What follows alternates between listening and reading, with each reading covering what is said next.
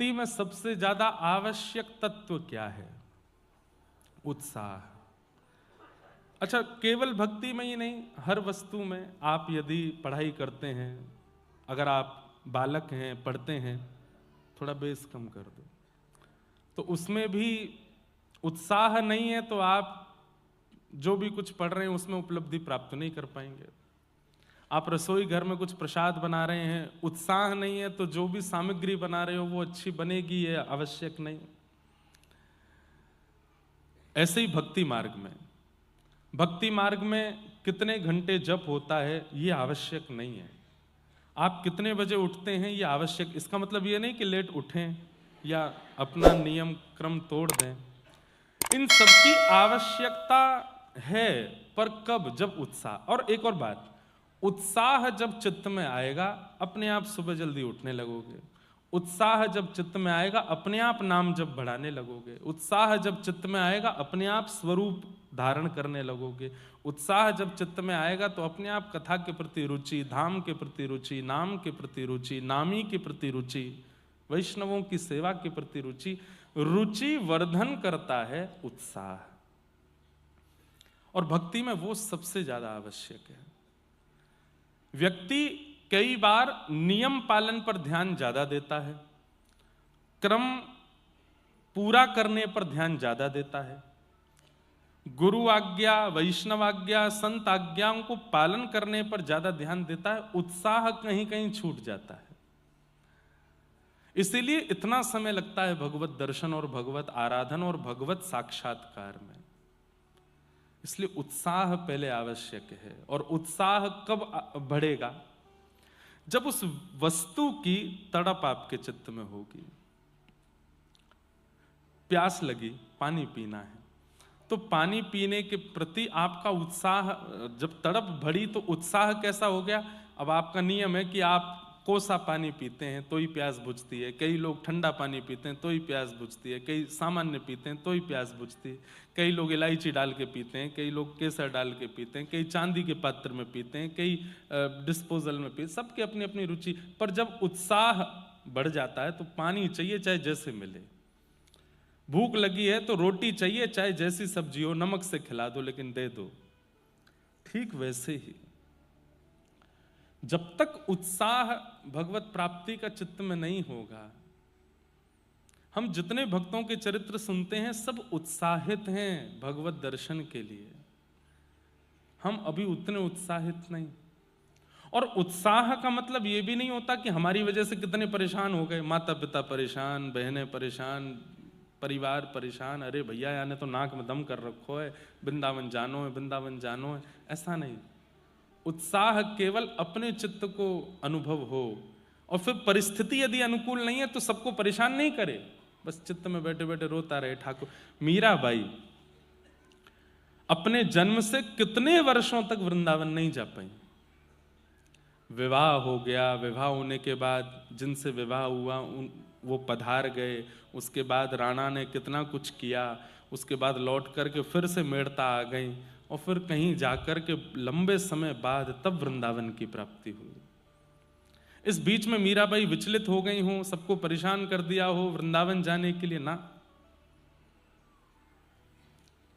मुझे पद याद नहीं आ रहा है, एक बहुत सुंदर पद है,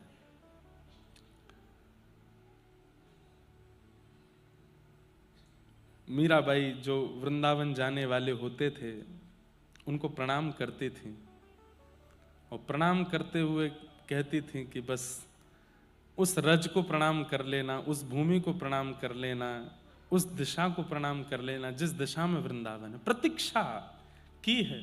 उत्साह का मतलब परेशान करके और बस भागना है, ये उत्साह नहीं। उत्साह में प्रतीक्षा भी होती है, प्रतीक्षा भी है कि जब समय होगा तो मिलेगा। पतियां मैं कैसे लिखूं, लिखी ही न जाए, पतियां मैं कैसे लिखूं, लिखी। हमने आज वचन दिया है कि 3 दिवसीय मीरा चरित्र बंबई में करेंगे, और हमारे भट्ट परिवार को ही कहा है, जो इस कथा के मनोरथी हैं उनसे ही कहा है कि आप कोई कथा देंगे और 3 दिवस केवल मीरा चरित्र। मीरा चरित्र में बहुत पद हैं जो अभी तक हमने गाए नहीं। हमारी एक बुरी आदत है कि मुझे पद जब मैं पढ़ता हूँ तब मुझे याद रहता, फिर मंच पे आके मुझे ढूंढना पड़ता कहाँ होगा कैसे होगा, तो निकल नहीं पाते। नहीं तो बहुत अच्छे अच्छे पद हैं। कलम धरत मेरो कर कांपत है, कलम धरत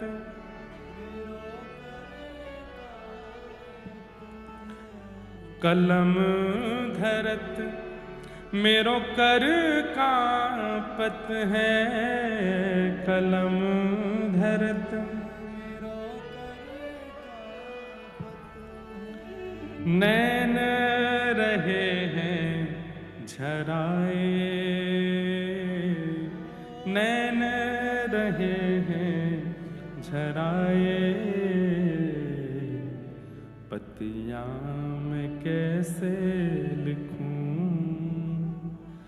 लिखी ही न जाए, पतिया मैं कैसे लिखूं लिखी ही। किसी ने भाई साहब को कहा है कि तुम 2 काम किया करो, वृंदावन की बहुत याद आती है लेकिन अभी जा नहीं सकती, तो क्या करोगे? जिस दिशा में वृंदावन है, मेड़ता से वृंदावन जिस दिशा में है, उस दिशा की ओर नित्य प्रणाम किया करो, उस दिशा की ओर बैठी रहा करो, उस दिशा को ही देखती रहा करो। और बहुत ज्यादा याद आवे तो पत्र लिखा करो, और पत्र लिख करके वृंदावन जाने वालों के हाथ वृंदावन भिजवा दिया करो। ठाकुर जी पत्र पढ़ते हैं बंधु, व्हाट्सएप नहीं चलाते ठाकुर जी, उनके पास सोशल मीडिया नहीं है, पर यह बात आप बिल्कुल सत्य मान लीजिए, हमारी ठाकुर जी पत्र पढ़ते हैं। आपके मन के भाव, आपके मन की इच्छा जो हो लिखिए, रात्रि में सोने से पहले अपने ठाकुर जी के पास रख दो, घर के ठाकुर जी को ही पढ़ाओ।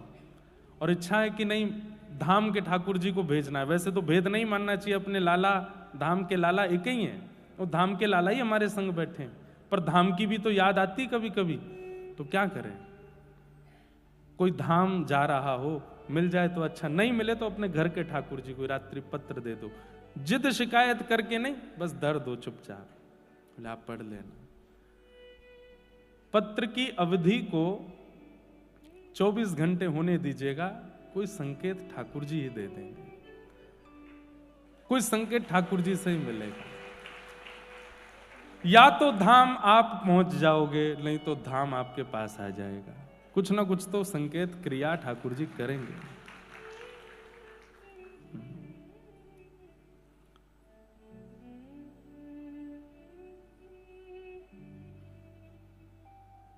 ऐसे मीराबाई, मीरा के प्रभु गिरधर नागर, मीरा के प्रभु गिरधर नागर, चरण कमल रखाए, हो चरण कमल रखाए, पतिया मैं कैसे लिखूं लिखी ही न जाए, पतिया मैं कैसे लिखूं। बात कहूं तो कहत न आवे, बात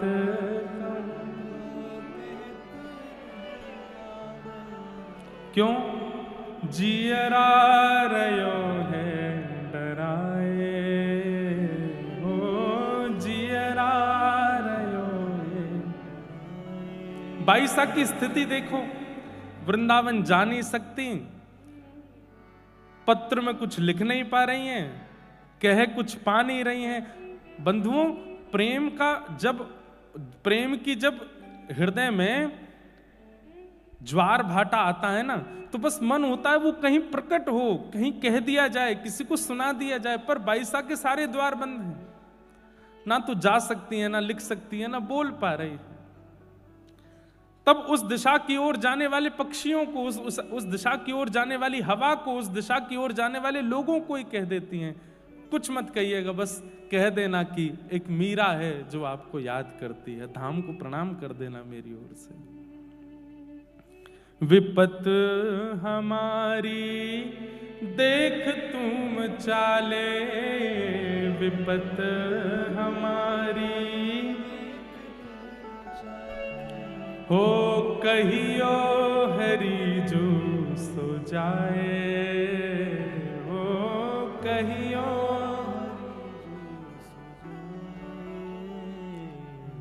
पतियां मैं कैसे लिखूं, लिखी ही न जाए, पतियां मैं कैसे लिखूं, लिखी। मेरी अवस्था तो देख ली है आपने, बस हरि को जाके बता देना कि मेरी अवस्था क्या है, मेरी स्थिति क्या है। उत्साह में व्याकुल नहीं होता व्यक्ति की, जिद हो गई बस सब छोड़ छाड़ भागूं मैं, नहीं, प्रतीक्षा भी होती है। और प्रतीक्षा जिसके चित्त में नहीं है, धैर्य जिसके चित्त में नहीं है, वो प्रेमी नहीं है। प्रेमी तो प्रतीक्षा करता है, प्रेमी तो धैर्यवान होता है, प्रेमी का स्वभाव शांत होता है, चिल्लाता नहीं है प्रेमी, धीमे रहता है। उसका मुखमंडल, उसके नेत्र, उसकी वाणी, उसके शब्द इतने गंभीर होते हैं कि सामने वाला व्यक्ति विचलित नहीं होता उसकी बातों से या भावों से। ये प्रेम का स्वरूप है। आपका उद्देश्य कथा सुनने के पीछे, भक्ति मार्ग के पीछे क्या है मुझे नहीं पता, पर मेरा उद्देश्य स्पष्ट है।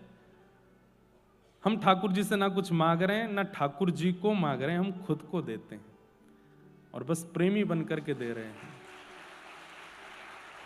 और उसके लिए जो संभव होगा सब करेंगे कि हम ठाकुर जी को भा जाएं, बस वो हमको प्रेमी मान करके स्वीकार कर लें।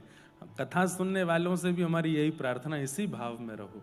जीवन में दुख आवे, दारिद्र आवे, कष्ट आवे, विपत्ति आवे, संकट आवे, सुख आवे, सब परिस्थितियों को प्रसाद मान के स्वीकार करो, पर अपना उद्देश्य मत भूलो। उद्देश्य क्या है, उस उद्देश्य पर अटल रहो। ये सब तो संसार का स्वरूप है। ये हम एक बात कहते हैं, संसार क्या है? दुखालयम शाश्वतम। ये दुखालय है। जैसे पुस्तकालय होता है, भोजनालय होता है, कार्यालय होता है, संसार का नाम दुखालय है। यहां पर दुख ही मिलना है, पर वो दुख, संसार अपना काम कर रहा है आपको दुख देने का, सुख देने का, पीड़ा देने का, आनंद देने का, उसको करने दो जो कर रहा है संसार। आप अपना उद्देश्य मत भूलो। आपका उद्देश्य क्या है? हरि चरणार विंदों की प्राप्ति, और उसके लिए आप लगे रहो। ये संसार तो रोकेगा आपको, टोकेगा आपको, आप मत रुको। कल हम लोगों ने श्रीमद् भागवत जी के प्रथम स्कंद का श्रवण किया, आज महात्म का श्रवण किया। आज प्रथम स्कंद से कथा का प्रारंभ करते हैं। एक बात और कह दूं बंधुओं, आप लोग इतनी संख्या में आए हैं, आ रहे हैं, बहुत अच्छा है। निश्चित ही आप सबके चित्त में कई जिज्ञासाएं भी होंगी, भक्ति संबंधी होगी, अपनी सेवा के संबंधी होगी, तो वो जिज्ञासा का समाधान भी होना चाहिए। तो आप अपनी जिज्ञासाएं लिख करके मंच पर पंडित जी को पहुंचवा दिया कीजिए। ऐसे कथा के बीच में नहीं, लिख करके, है जिज्ञासा है, हाँ तो पहुंचवा दो। तो हम कथा में जब आएंगे उस समय आपकी सबकी जिज्ञासाएं देख लिया करेंगे। जिसकी अनुकूल लगेगी और जिसकी जिज्ञासा में ऐसा होगा कि इतने लोगों को उत्तर मिलेगा, उसकी जिज्ञासा हम बोल दिया करेंगे। तो आप लोग अपने प्रश्न कर लिया कीजिए। ये अवसर मिला है, इसको जाने मत दीजिए। कहीं पता चली कल 6000 जिज्ञासा आ गई, एक ने भी नहीं छोड़ा, फिर क्या करूंगा मैं? तो ऐसे भी नहीं। एक इसके दो रूप समझिएगा। कोई प्रश्न बहुत दिनों से सता रहा है और होना चाहिए आध्यात्मिक, व्यवहारिक नहीं, संसारिक नहीं, आध्यात्मिक। बहुत दिनों से सता रहा है, मन में आ रहा है कि इसके समाधान से मेरी भक्ति में वर्धन होगा। मुझे कुछ नॉलेज प्राप्त हो, ऐसे प्रश्न भी मत कीजिए। वो जितना आपको यहाँ प्राप्त हो रहा है, जितना आपको संत जन महापुरुषों की कथा में मिल रहा है, उतना ही लीजिए। उससे अधिक की आवश्यकता के लिए, नॉलेज के लिए कोई प्रश्न मत कीजिएगा। प्रश्न वो करना जिससे भक्ति में वर्धन हो, आप अपनी भक्ति में और आगे बढ़ सको। ऐसे प्रश्न जिज्ञासा के रूप में करो। हमको प्राप्त होगा तो हम उसका फिर उत्तर समाधान अपनी यथामति जो बुद्धि में होगा उससे कर दिया करेंगे, ताकि आप लोगों को ज़्यादा विचलनता ना हो। और दूसरा रूप क्या है? जिज्ञासा को चित्त में रख के बैठो और कथा सुनो, और पूर्ण विश्वास के साथ भागवत जी को देखो कि साक्षात राधा रमण लाल, साक्षात गिरधर लाल सामने बैठे हैं, मेरी ये जिज्ञासा है। आप अनुभव करेंगे, अगर विश्वास में ताकत होगी, 3 घंटे के कथा प्रसंग में व्यास जी के मुख से आपकी जिज्ञासा का समाधान अपने आप प्रकट होगा। ये हमने कितनी बार किया।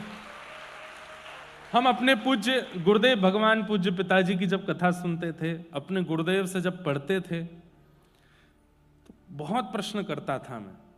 लेकिन एक दिन जब ये भाव चित्त में डाला गया कि विश्वास के साथ जिज्ञासा लेकर के बैठो और केवल सुनो, भागवत जी को अगर लगेगा कि आपकी जिज्ञासा उचित है तो वक्ता के मुख से अपने आप उत्तर मिल जाएगा। और केवल कथा की बात नहीं, आप जिनके भी प्रवचन सुनते हो, जिनका भी सत्संग सुनते हो, घर में बैठे बैठे जिज्ञासा लेके बैठ जाओ। सुनते सुनते सुनते बस थोड़ा धैर्यवान होकर सुनना, समाधान वहीं मिल जाएगा। तो ये 2 हैं। अगर समाधान मिले तो अच्छी बात, नहीं मिले तो लिख करके पूछ लीजिएगा, संशय में मत रहिएगा। आइए, आप कथा के बाद में कुछ कह लीजिएगा, हम आपको मिलेंगे। अभी कथा के बीच में व्यवधान नहीं आवे, है ना। या तो पहले कुछ लिख करके दे दो या बाद में कुछ, बीच में कथा का प्रवाह रोकना नहीं चाहिए, ठीक है। बाद में बोल लीजिएगा, है ना। जन्माद्यस्य यतोऽन्वयादितरतः चार्थे स्वविज्ञस्वराट्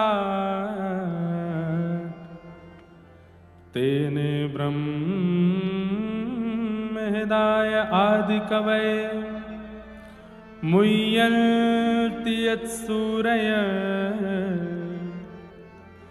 तेजो वारिमृदां यथा विनिमयो यत्र त्रिसर्गो मृषा धाम्ना स्वेन सदा निरस्तकुहकं सत्यं परं धीमहि। भागवत जी का पहला श्लोक है ये। जन्माद्यस्य यतोऽन्वयादितरतः चार्थे स्वविज्ञस्वराट् तेने ब्रह्म हृदय आदि कवये मुह्यन्ति यत्सूरयः तेजो वारिमृदां यथा विनिमयो यत्र त्रिसर्गो मृषा धाम्ना स्वेन सदा निरस्तकुहकं सत्यं परं धीमहि। अद्भुत हैं भागवत जी। श्रीमद् भागवत जी का वाचन करने वाले की वाणी में विद्वत्ता हो एक बात, उसके चित्त में वैराग्य हो दूसरी बात, पर उसके चित्त में भावना भक्ति की हो ये विशेष बात। एक बार कोई श्रीमद् भागवत जी कथा कर रहे थे, अच्छे विद्वान थे, परंतु कथा सुनते सुनते एक व्यक्ति भाव विभोर हो गया और भाव विभोर होकर के रुदन करने लगा। कोई उसने डिस्टर्ब नहीं किया किसी को, बस वो बैठ करके वहां रुदन करने लगे। तो वक्ता जो थे वो ज्ञान परक कथा करते थे, भावना परक उनकी नहीं थी। तो क्रोध में भर के उन्होंने देखा है उसको, बोले सुनो भाई ये रोना धोना करना है तो बाहर जाओ, यहां बैठ करके रोना नहीं है। जबकि उनके विलाप में स्वर भी नहीं था, वो केवल अश्रुपात कर रहे थे। लेकिन वक्ता को लगा कि भाई ज्ञान की बात है, यहां पर ये भावना ये रोना धोना क्यों। वो जो श्रोता थे उनको बाहर भेज दिया। ये प्रसंग गया श्रीमंत चैतन्य महाप्रभु के पास। महाप्रभु जी को बड़ी पीड़ा हुई। बोले वो विद्वान तो हैं, कथा के वक्ता तो हैं, लेकिन भावना युक्त व्यक्ति को कथा से ऐसे दूर कैसे कर सकते हैं। बहुत दिन तक तो कुछ बोले नहीं, पर एक दिन क्योंकि चैतन्य महाप्रभु श्री राधा कृष्ण मिलित तनु हैं, दोनों का मिलित स्वरूप है, तो कभी कभी उनको आवेश आ जाता था। एक दिन आवेश में आकर के कथा में पहुंच गए और व्यास जी को इतना डांटा, इतना डांटा। बोले भागवत जी कहने का तुम्हारा अधिकार नहीं है, तुम विद्वान हो, तुम वैराग्यवान हो, तुम सर्वगुण संपन्न हो, पर तुम्हारी चित्त में प्रेम नहीं है, इसलिए तुम इस मंच पर बैठने के अधिकारी नहीं हो। इतना डांटा, वो बेचारे घबरा गए। सबने महाप्रभु जी को भाव में देखा था, आज क्रोध में पहली बार देखा। महाप्रभु जी को सब लोग वहां से लेकर के गए। क्रोध में वो तो ताम्रवर्ण हो गया था उनका। थोड़ी देर बाद जब भावावेश शांत हुआ तो महाप्रभु जी बोले क्या हुआ था? तो सबने बताया। बोले आपने कथा में जाकर के व्यास जी को डांटा। महाप्रभु जी रोने लगे। ये तो अपराध है। व्यासाय विष्णु रूपाय, व्यास तो विष्णु रूप होता है, उसको हमने कैसे ऐसी बात बोल दी? अभी चलो, अभी चलो, मुझे लेके चलो, मैं क्षमा मांगू। और थोड़ी देर बाद ही महाप्रभु जी आए और रोते हुए आके उनको हृदय से लगाया, मुझे क्षमा कर देना, मैंने आपको ऐसा बोला। तो व्यास जी घबरा के बोले आप दूर ही रहो, अभी तो आके मेरे को इतना सुना रहे थे और अब इतने भावना में आ गए आप। तो महाप्रभु जी ने उनको हृदय से लगाया, बोले ऐसी बात नहीं, पर मैं आपको एक बात कहूं। बोले क्या?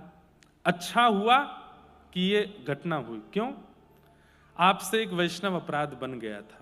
आपने कथा में एक श्रोता को रोते विलखते देख उनको कथा से दूर किया, जबकि उनकी कथा से किसी को दिक्कत नहीं हो रही थी सुनने से। एक होता है, कई श्रोता ऐसे हो जाते हैं कि वो महाराज भावना तो क्या ही आसपास के लोगों को सुनने भी नहीं देते। कई बार कई जगह कथा होती है, वहां पे देवी देवता भी आ जाते हैं लोगों में, वो इधर उधर वालों पे बाल वाल छिड़कते हैं, गिरते हैं इधर उधर, ऐसा होता है। ऐसा नहीं। भावना, एक बात और कहूं, संसार के लिए जब विलाप होता है ना तो व्यक्ति बेचैन होता है, पर ठाकुर जी के लिए जब विलाप करता है ना तो वो स्थिर हो जाता है। उसका शरीर फड़केगा नहीं, फिर वो स्थिर रहेगा। नेत्रों में अश्रु होंगे पर मुख से स्वर नहीं होगा। महाप्रभु जी ने समझाया कि तुम्हारा वो दोष दूर हो गया मेरे रोष करने से, अब आप चिंता मत करो, पर अब हमारी आज्ञा प्रेम से स्वीकार करो।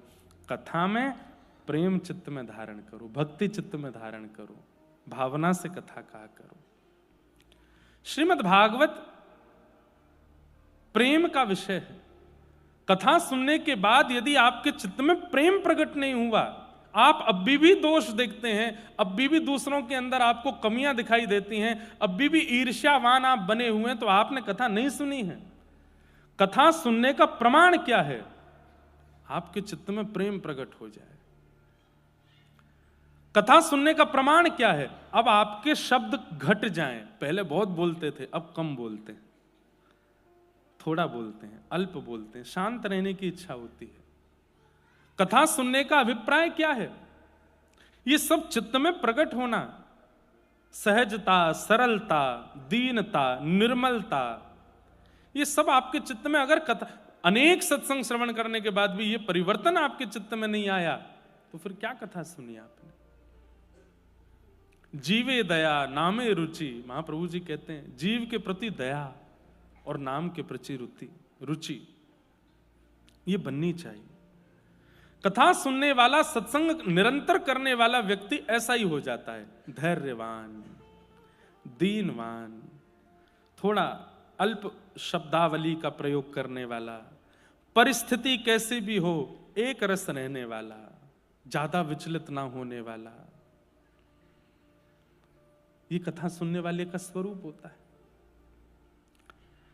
लेकिन खूब कथाएं सुनी, खूब प्रवचन किया, फिर भी दोष नहीं गया, दूसरे के प्रति ईर्ष्या की भावना नहीं गई, क्रोध में कटौती नहीं हुई, शब्दावली घटी तो नहीं और बढ़ गई। कई लोगों में ऐसा होता है, कथा बहुत सुनने से उनके अंदर भी इच्छा हो जाती हम भी कथा करें। अब हमने बहुत सुन लिया, अब हम सबको सुनाएं। हमने बहुत सुना, अब हमारी सुनो, अब हम क्या कह रहे हैं। कई लोगों में ऐसी इच्छा हो जाती। नहीं, कथा सुनने के बाद तो मौन की इच्छा हो, एकांत की इच्छा हो, धैर्य की इच्छा हो, ये कथा सुनने का फल है। और बंधुओं, ये सारे परिवर्तन 7 दिन बाद होंगे नहीं, जैसे जैसे कथा चलेगी वैसे वैसे होते रहेंगे। एक एक घंटे में परिवर्तन होता रहेगा। और मैंने कल भी कहा, मैं आज भी कहूं, परिवर्तन हो रहा है, मानो ठाकुर जी की दृष्टि है। लेकिन पूरी कथा होके चली गई, वैसे के वैसे ही रहे तो अभी जाओ पंडरीनाथ भगवान को प्रणाम करो, आपकी दृष्टि नहीं हम पे, इतना सब कुछ हुआ फिर भी परिवर्तन नहीं हुआ। कई बार औषधि दी जाती है लेकिन फिर भी पेशेंट ठीक नहीं होता। क्यों? क्योंकि डॉक्टर सीरियसली नहीं ले रहा उसको। जो नॉर्मल बुखार वालों को दवाई देनी चाहिए वही दे देता है, जो नॉर्मल ड्रिप चढ़नी चाहिए वही कर देता है। जब डॉक्टर सीरियसली ले लेता है ना, पेशेंट को ध्यान देने लगता है, तो एक दो औषधि में ही ठीक हो जाता है। ऐसे ही हम सब पेशेंट हैं, ठाकुर जी डॉक्टर हैं, और ठाकुर जी जब हमको सीरियसली नहीं लेते तो कितने भी डोज कथा के मिल जाए कोई फर्क नहीं पड़ता। लेकिन जब ठाकुर जी हमको सीरियसली लेते हैं तो 1 मिनट 1 घंटा की कथा भी परिवर्तन कर देती है। एक प्रसंग भी आपके चित्त को झकझोर सकता है। परिवर्तन आना चाहिए, बदलाव आना चाहिए। श्रीमद् भागवत के प्रथम श्लोक में भगवान के सत्य स्वरूप को वंदन किया, सत्यम परम धीमहि। मैं परम सत्य को वंदन करता हूं। ठाकुर जी परम सत्य हैं, सब सत्य का प्रमाण देते हैं, पर ठाकुर जी परम सत्य स्वरूप से ही हैं, उन्हें प्रमाण की आवश्यकता नहीं। जब मैं नहीं था तब भी भागवत जी थी, आज मैं हूं तो भी भागवत जी हैं, मैं नहीं रहूंगा तब भी भागवत जी रहेंगी। आप नहीं थे तब भी ये संसार भूगोल था, खगोल था, आप हैं तो भी है, आप नहीं रहोगे तो भी रहेगा। जिसकी सत्ता त्रिकालाबाधित है, हमेशा है, वही सत्य है और वो परमात्मा है। उनकी सत्ता सदा है। आपके होने ना होने से, उनके होने ना होने पर कोई असर नहीं होगा, इसलिए वो सत्य हैं। ऐसे परम सत्य को हम प्रणाम करते हैं। और एक और बात कहें, भगवान सत्य हैं, भगवान का नाम परम सत्य है, नाम परम सत्य है। एक महापुरुष हमारे व्रजमंडल में, उनसे मैंने एक जिज्ञासा की, महाराज जी हमारी इच्छा तो नहीं थी कि यश मिले कथा कहने से, इतने लोग जुड़े, ऐसी इच्छा नहीं थी। 10 साल से कथा कर रहे हैं, पहले तो बहुत कम ही लोग आते थे, तब भी कोई ऐसी इच्छा नहीं थी, अब इतने आते तो भी ऐसी कोई। पर ये यश मिलने पर अपयश की चिंता बनी रहती है, ऐसी स्थिति में हम क्या करें? तो महाराज जी ने बहुत अच्छी बात कही, बोले इस जन्म की इच्छा नहीं होगी, पूर्व जन्म की इच्छा रही होगी कि मुझे बहुत लोग मुझसे जुड़ जाएं, तो वो पूर्व जन्म की इच्छा इस जन्म में पूरी हो रही। दूसरी बात, यश मिले, अपयश मिले या फिर किसी भी प्रकार की स्थिति हो, ये आपके मन को विचलित तब करती है जब आपके जीवन में नाम नहीं होता। आप जब नाम आश्रित हो जाते हैं, ठाकुर जी का नाम लेने लगते हैं, तो फिर आपत्ति विपत्ति क्या कर रही है इससे असर नहीं होता। और इतनी अच्छी बात बताई, ध्यान से सुनिएगा, जैसे कोई व्यक्ति आपको गाली दे दे, कोई व्यक्ति आपको अपशब्द बोल दे, तुरंत आपका रिएक्शन आता है। चलो आपने कुछ बोला भी नहीं तो आप उसकी तरफ देखते तो हैं, आप थोड़े क्रोध में तो भर जाते हैं, आपकी नसों में थोड़ी गर्म खून का प्रवाह तो हो जाता है, आपकी भ्रुकुटी माथे की थोड़ी सी टेढ़ी तो हो जाती है, भले ही आपने कुछ बोला नहीं पर थोड़ा असर तो हुआ। कितनी अच्छी बात वो महापुरुष कहते हैं कि जब किसी की गाली देने पर एक क्षण का असर होता है, ऐसे नाम सुनते ही असर होने लग जाए, तब समझो कि नाम की कृपा है। मैंने कहा श्री राधा और आप पे कुछ नहीं हुआ, आपने सामान्य सुना, तो अभी नाम की कृपा नहीं। लेकिन जैसे ही कहा गया श्री राधा रमण, श्री राधा वल्लभ, राम कृष्ण हरि, और सुनते ही नेत्र बंद हो गए, रोंगटे खड़े होने लगे, शरीर में एक आनंद की लहर दौड़ने लगी, समझो अब नाम आया है जीवन में। अपशब्द सुनकर के, अपयश सुनकर के, लोगों की अनर्गल बातें सुनकर के आपका चित्त विचलित होता है, नाम सुनकर के प्रसन्न क्यों नहीं हुआ? हमारे ब्रज में ऐसे ऐसे महापुरुष हुए हैं, मैं स्मरण कर लूं आज, परम पूजनीय प्रातः स्मरणीय अभी श्री जी के निकुंज में विराजमान हैं श्री चंद्रशेखर बाबा। बहुत अंतरंग रूप से जिन्होंने ब्रज का सेवन किया होगा, उन्होंने उनका दर्शन किया होगा, आजकल के बालकों ने तो किए भी नहीं होंगे। नाम के प्रति ऐसी रुचि कि जब कोई नाम गाता था ना, हरे कृष्ण कृष्ण कृष्ण हरे हरे, हरे राम राम राम हरे हरे। तो बैठे बैठे बाबा के नेत्रों से अश्रु नहीं, पिचकारी चलती थी अश्रुओं की। कहते थे कि अश्रु यहां से निकलते सामने गिरते थे। बोले ऐसा कभी देखा नहीं गया। जो स्थिति महाप्रभु चैतन्य महाप्रभु की होती, वो बाबा की स्थिति।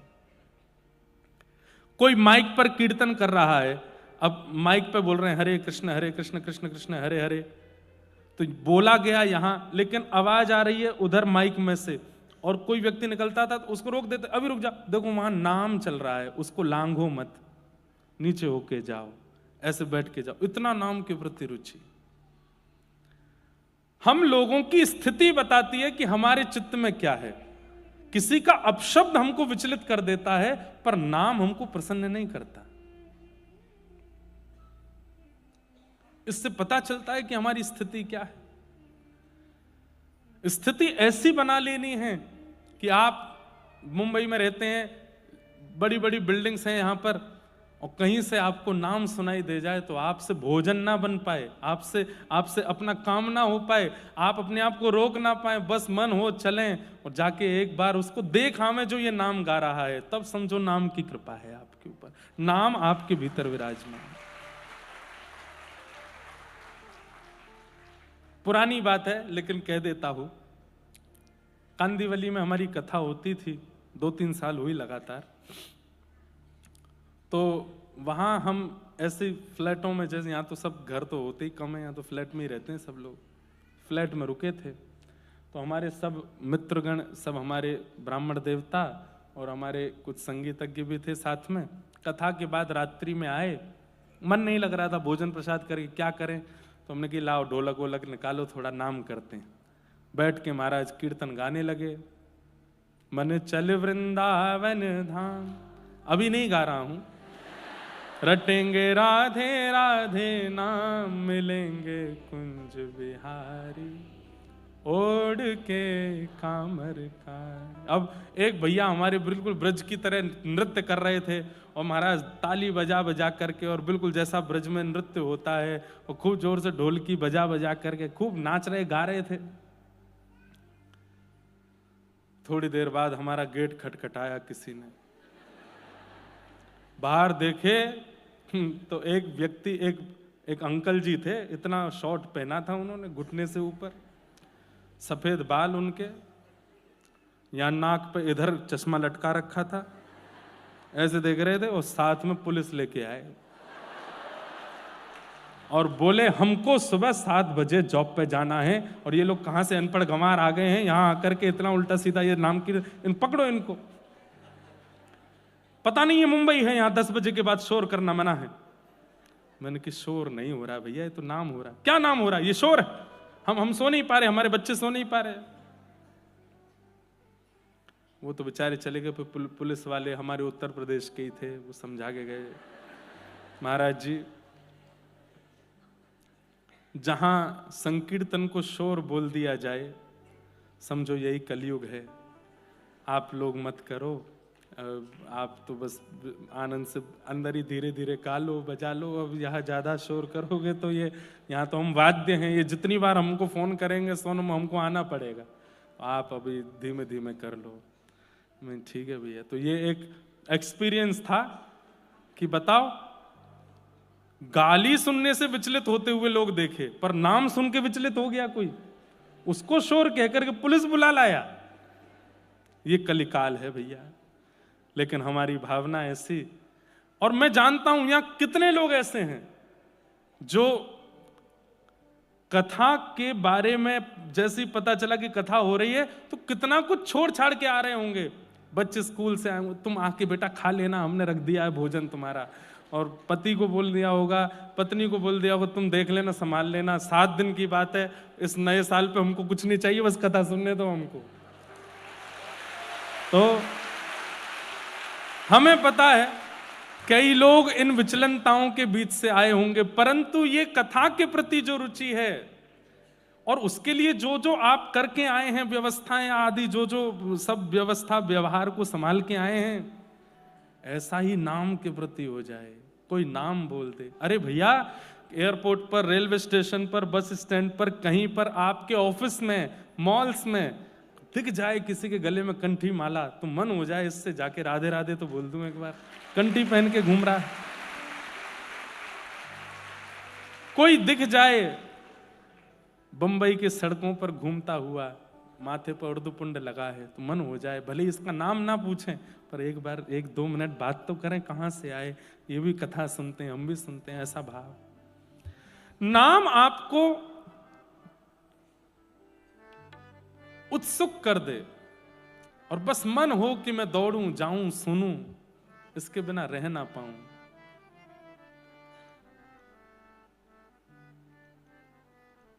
अब ये बजा देते हैं तो मेरा गाने का मन होता। अरे नाम रस मीठा, नाम रस मीठा रे, नाम रस मीठा रे। सत्यम परम धीमहि के भाव से भगवान के नाम को परम सत्य कहा गया है। जन्माद्यस्यतोऽन्वयादि तरतः, जो जन्म आदि मृत्यु आदि के जो जीवन चक्र हैं उनसे जो परे हैं। चार्थे स्वविज्ञ स्वराट, जो सब जानते हैं, अविज्ञ हैं, अनविज्ञ नहीं है। तेने ब्रह्म हृदय आदि कवये, ब्रह्मादि देवताओं को भी जिन्होंने ज्ञान प्रदान किया है। मुह्यन्ति यत् सूरयः, बड़े बड़े देवताओं को, बड़े बड़े सूरों को भी जिन्होंने अपने भाव पर मोहित किया है। तेजो वारि मृदाम यथा विनिमयो, पृथ्वी अग्नि जल वायु आकाश पंच तत्व जिनके अधीन है, ऐसे परम सत्य को हम वंदन करते हैं। और हमें लगता है ऐसा परम सत्य भगवान का नाम ही है। प्रभु श्री कृष्ण का जन्म कहां हुआ, इसका उत्तर आपके पास होगा। देवकी मैया के गर्भ से हुआ, यशोदा मैया के लाला हैं। पर नाम का जन्म कहां से हुआ? नाम की ना कोई जननी है ना कोई पिता है। तो ये बात सिद्ध होगी कि जन्माद्यस्यतोऽन्वयादि तरतः, अपने भावना से हम इसका अर्थ कर रहे हैं। नाम तो जिह्वा पे प्रकट होता है, नाम को प्रकट करने के लिए कोई माता पिता तो है नहीं। तो जिनके कोई माता पिता नहीं, वो भगवान का नाम ही है। नाम के माता पिता नहीं होते, गुरु के द्वारा प्रदत्त किया जाता है। अविज्ञ हैं, अनविज्ञ नहीं है, नाम सब जानते हैं। जैसे कई बार कहते हैं अंते नारायण स्मृति, अंत में नारायण का स्मरण हो तो जीवन सफल है। आपने संपूर्ण जीवन कुछ भी किया और अंतिम श्वास निकलते समय अगर भगवान का नाम याद नहीं आया तो फिर जीवन की हर क्रिया का फल आपको मृत्यु के बाद नर्क स्वर्ग में भोगना पड़ेगा। लेकिन यदि आपने अंतिम श्वास में हरि स्मरण कर लिया, प्राण निकलते समय मुख से निकला हरि बोल और प्राण निकल गए, प्राण निकलते समय मुख से निकला श्री राधा और प्राण निकल गए, प्राण निकलते समय मुख से निकला जय श्रीमन नारायण और प्राण चले गए, तो फिर जीवन में जो कुछ भी किया है गलती से जानबूझ करके जो सब खत्म, किसी को देखा नहीं जाएगा फिर। लेकिन ये सुनने में जितना आसान है, होने में उतना ही कठिन है कि अंत में नारायण स्मरण होता ही नहीं है। बहुत ध्यान से सुनिएगा।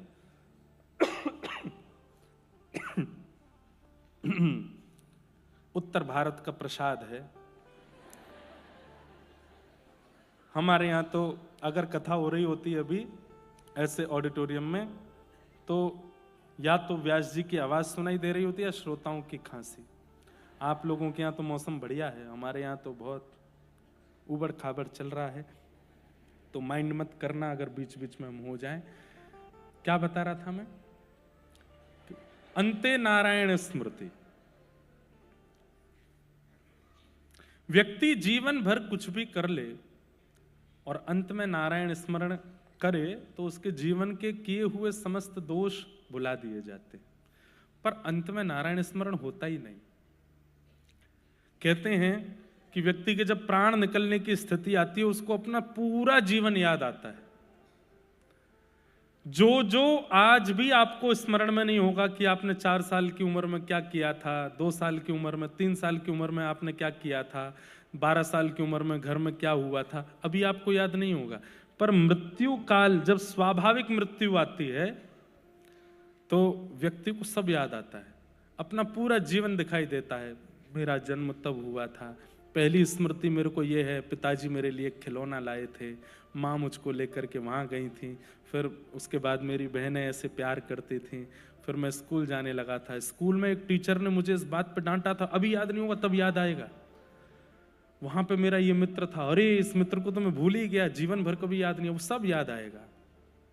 उसके बाद मेरा विवाह हुआ, मेरे बालक हुए, मेरे ससुराल पक्ष के लोग ऐसे थे, मेरे पियर के ऐसे थे, वहाँ के ये यहाँ पे घाटा हुआ, यहाँ पे मुनाफा हुआ, इतना कमाया, ये घर बनाया, वो सब याद आएगा।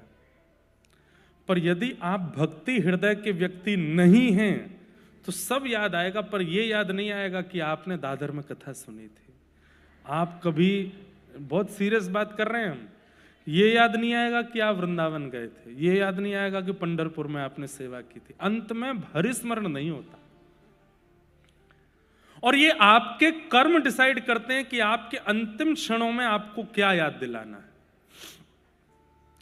क्यों हमारे संत जन आज्ञा कर रहे हैं, क्यों ग्रंथ आज्ञा कर रहे हैं कि कलयुग केवल नाम आधारा। कलयुग में ज्ञानी होना बहुत अच्छी बात है, कलयुग में विरक्त होना बहुत अच्छी बात है, पर कलयुग में नाम जापक होना बहुत जरूरी है। क्योंकि कलयुग में ज्ञान हो सकता है कि अंत काल में आपको उबारने नहीं आएगा, वैराग्य नहीं आएगा, नाम आएगा।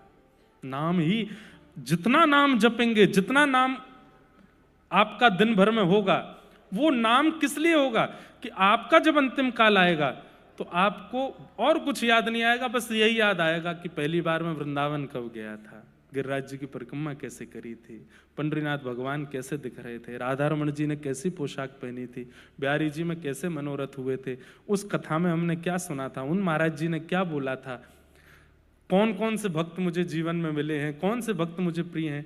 ये नाम का प्रभाव होगा। जब नाम असंख्य स्थिति में आपने जीवन में जपा होगा तो अंतिम क्षण में केवल भगवत स्मृति होगी, और अंत में यदि नारायण स्मरण हो गया तो आपका जन्म लेना सफल हो जाएगा।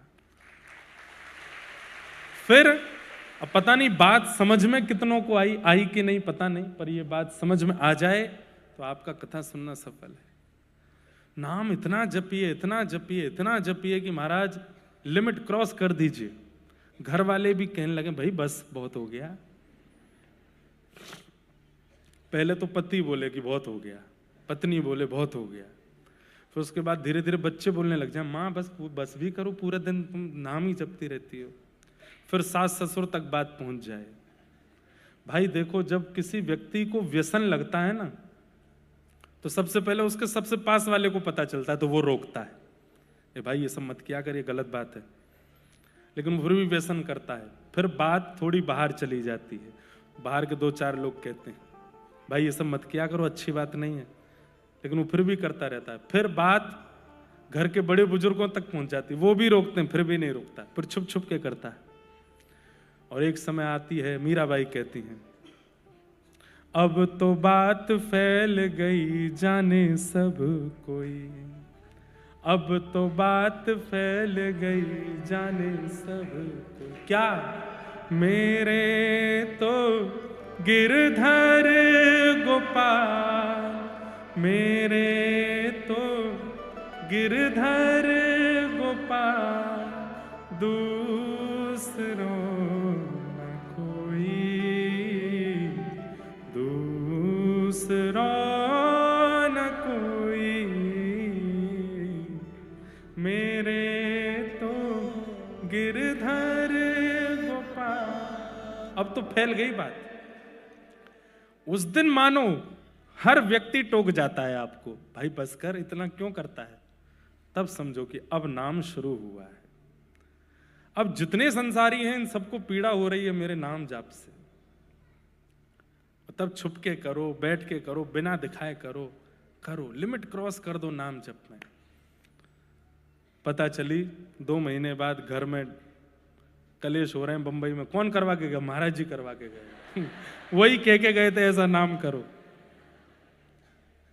नहीं, विपरीत तो देखो, जब आप भक्ति मार्ग में आएंगे ना तो समाज विपरीत होगा। पता नहीं क्यों कुछ लोगों के चित्त में कलयुग प्रवेश करके आपको दोषी दिखाने लगेगा कि ये दोषी है, इसका अपमान करो। और बस उस समय धैर्य रखिएगा, धैर्य मत टूटने दीजिएगा। कई बार बंधुओं, समाज आपके पीछे पड़ता है अपनी इच्छा से, कई बार ठाकुर जी पीछे पड़वाते हैं आपको परखने के लिए।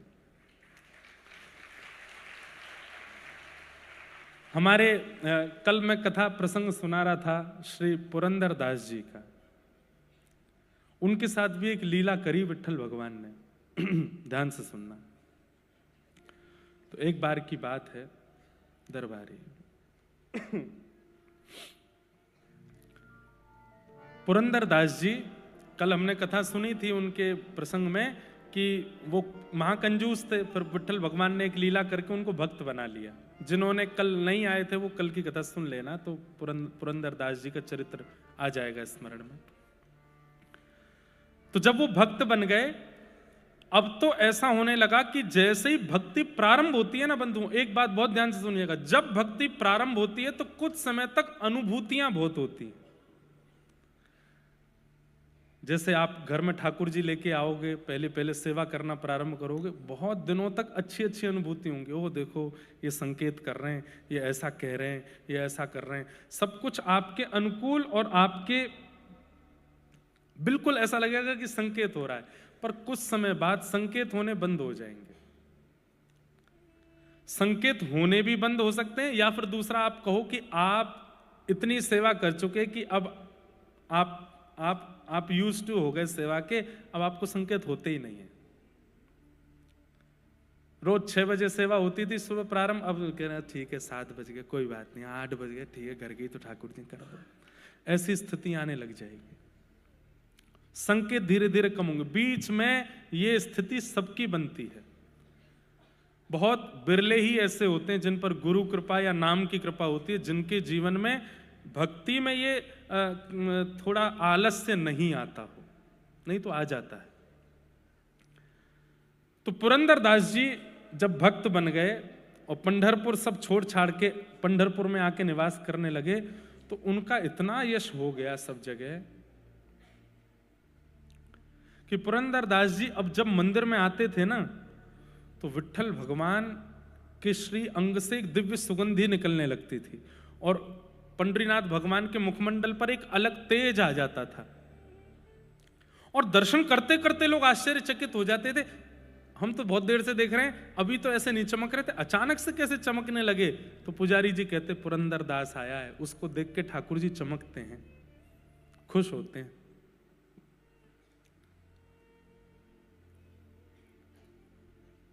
अब तो ऐसी स्थिति हो गई, लोग बाहर दर्शन करते थे पंडरीनाथ भगवान का, और जैसी सुगंधी आती थी सबको पता चल जाता था पुरंदर दास आया होगा, और पीछे मुड़ के देखते तो पुरंदर दास जी आए हुए होते थे। अब इससे हुआ क्या कि उनकी प्रसिद्धि इतनी हो गई पूरे पंढरपुर में कि अब पुरंदर दास जी जब अपने घर से निकलते थे तो रोड़ों को लोग फूलों से सजा देते थे, उनके चरण छूते थे, ऊपर से पुष्प वर्षा करते थे, माला पहनाते थे, उनको वंदन करते थे। लोग बाग घुटनों पर बैठ के रोते थे पुरंदर दास जी को देख करके कि आप इतने बड़े भक्त हैं, आप हम पे कृपा करो। भक्ति में प्रसिद्धि मिले आपके हाथ में नहीं है, पर प्रसिद्धि को स्वीकार करना अस्वीकार करना यह आपके हाथ में है।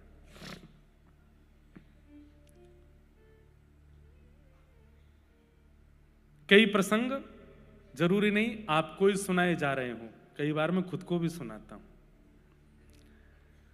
प्रसिद्धि मिलती है, एक भक्त जब भक्ति करने लगता है और उसकी भक्ति से कुछ लोगों के जीवन में परिवर्तन होने लगता है, तो निश्चित है उसको प्रसिद्धि मिलती है। लेकिन प्रसिद्धि को वो स्वीकार ना करे। जब कोई उसको बहुत बहुमान करे, बहुत सम्मान करे, उस समय वो हाथ जोड़ करके ठाकुर जी से यही प्रार्थना करे, मैं लायक तो नहीं हूं इसके, ये सब आप करवा रहे हो नाथ। बहुत ध्यान से सुनिएगा बंधु, बहुत अच्छा प्रसंग है। तो पुरंदर दास जी अपने घर से निकलते हाथ जोड़ते हुए, जो लोग माला पहनाते, प्रणाम करते, वंदन करते, रोते विलकते, सबको देख करके पुरंदर दास जी यही कहते, हे पंडरीनाथ, मैं इसका अधिकारी नहीं हूं, मेरा इतना सम्मान मत कराओ, मैं इसके योग्य नहीं हूं, मेरे साथ ऐसा मत करवाओ। हाथ जोड़ते हुए जाते थे। इतनी प्रसिद्धि हो गई कि अब तो महाराष्ट्र में दूर दूर के शहरों के गांव के लोग पंढरपुर 2 लोगों से मिलने आते थे, या तो पंढरीनाथ या पुरंदरदास। लेकिन अभी तक भी पुरंदरदास जी के चित्त में भक्ति का अभिमान नहीं आया था। एक दिन पंढरीनाथ भगवान, सालों निकल गए, खूब प्रसिद्धि हो गई। पंढरीनाथ भगवान बोले कि अब समय आ गया। क्या? अब पुरंदरदास की परीक्षा लेनी, अब इसकी परीक्षा लेनी। तो कैसे परीक्षा लेंगे? तो मैंने कहा ना, इनसे बढ़िया स्क्रिप्ट राइटर नहीं है कोई।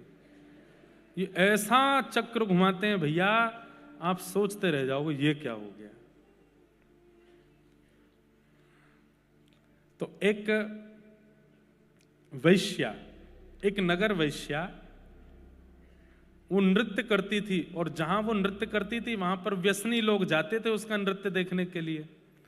तो वो नृत्य करती थी अपने घर चलाने के लिए, वैश्या थी अपने घर पालन करने के लिए, लेकिन हृदय से परम भक्ता थी पंढरीनाथ भगवान की। रोज पंढरपुर पंढरीनाथ भगवान का दर्शन करने जाती, सौल से अपने आप को छुपा के, क्योंकि उसका नाम तो गलत रूप में लेते थे ना नगर के लोग, तो इसलिए अपने आप को छुपा करके जाती, मुंह ढक करके जाती और पंढरीनाथ भगवान को प्रणाम करती, और प्रणाम करके कहती, मेरे पास कुछ और तो है नहीं देने के लिए, एक नृत्य ही मुझे आता है और यहां मुझे कोई नाचने देगा नहीं।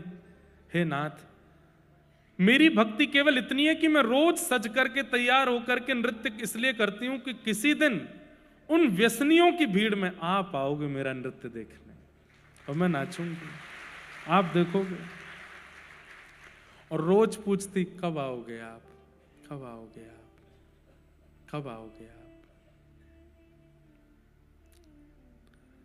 दर्श बिन दुखन लागे नैन, दरस बिन दुखन लागे, जब ते तुम बिछड़े पिय मुँह से, जब ते तुम बिछड़े पिय मुँह से, एक पल आयो न चैन, एक पल आयो न चैन, दरस बिन दुखन लागे नैन, दरस बिन दुखन लागे। अब स्थिति ये हो गई कि वो वैश्या रोज जाती है और ठाकुर जी के आगे जाके अब डांटती है, मेरे पास क्यों आओगे, वैश्या हूं ना। अपने शरीर को संसार के रंजन में लगा रखा है ना, ये संसार तो मुझे अपवित्र बोलता ही है, लेकिन आप पतित पावन अपने आप को कहना बंद कर दो, क्योंकि पतित पावन वो जो पतितों को भी स्वीकार करता हो। मैं पतित हूं इस पंढरपुर में, आपने अभी तक मुझे स्वीकार नहीं किया, आप पतित पावन कैसे हो गए? सबके यहां आप गए हो, सबके ऊपर आपने कृपा की है, मुझ पर कृपा क्यों नहीं? केवल इतना ही तो मांगती हूं कि किसी दिन मेरे नृत्य में आप आ जाओ। जब वो रोने लगी, ठाकुर जी को डांटने लगी और इस प्रकार से विलाप करने लगी, ठाकुर जी बोले, अब ये इसके नृत्य में हम जाएंगे। तो कैसे जाएंगे? तो ठाकुर जी बोले, एक पंथ दो काज, पुरंदरदास की परीक्षा भी हो जाए और इसके नृत्य में हमारा जाना भी हो जाए। कैसे करें? जय हो डायरेक्टर साहब, सही में अद्भुत है ये। क्या किया पता?